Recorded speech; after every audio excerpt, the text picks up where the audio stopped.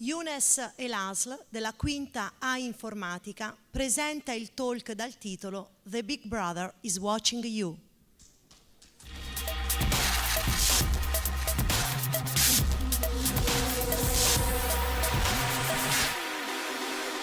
How many of you usually use social networks like Facebook, Instagram, Snapchat, Twitter? Please, raise your hands. Do you know that all your posts and messages are stored in databases all around the globe? Nothing can be on the internet. If you share a photo, it will be there forever. I've learned this from experience. I did an internship at the EP department of CNR.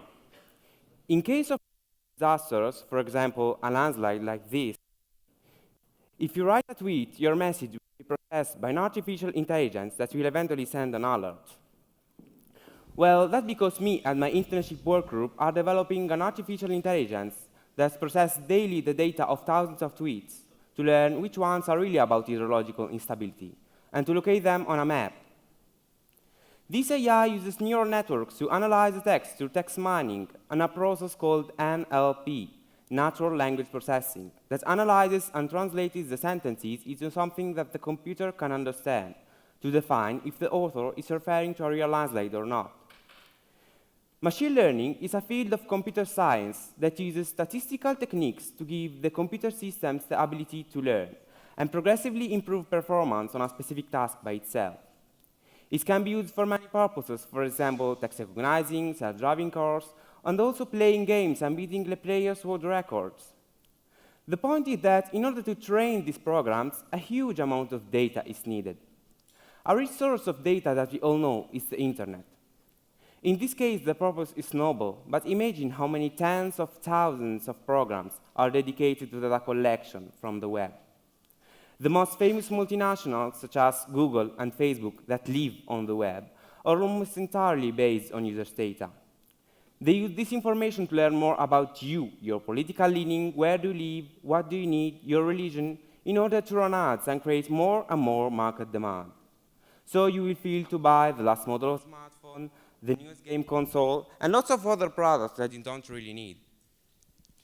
The problem is that when you search something on the internet, the result is more likely what you want to see, because Google and other companies shows you only what they think you will be interested in. And this is a huge problem because, in this case, internet is not the land of the free that we all wish for. Facebook also stores what it thinks you might be interested in, based on the things you've liked and what you and your friends talk about. This includes every message, file, or contact, even the stickers. Did you imagine that? Google can access your webcam and your microphone using your phone, or even computer if you have Chrome browser. It's the big brother, isn't it? Always remember that the internet is not free. It's perceived so only because most of the services don't require payments. They don't offer you any product because you are the product. Are there any solutions? What we can do about it?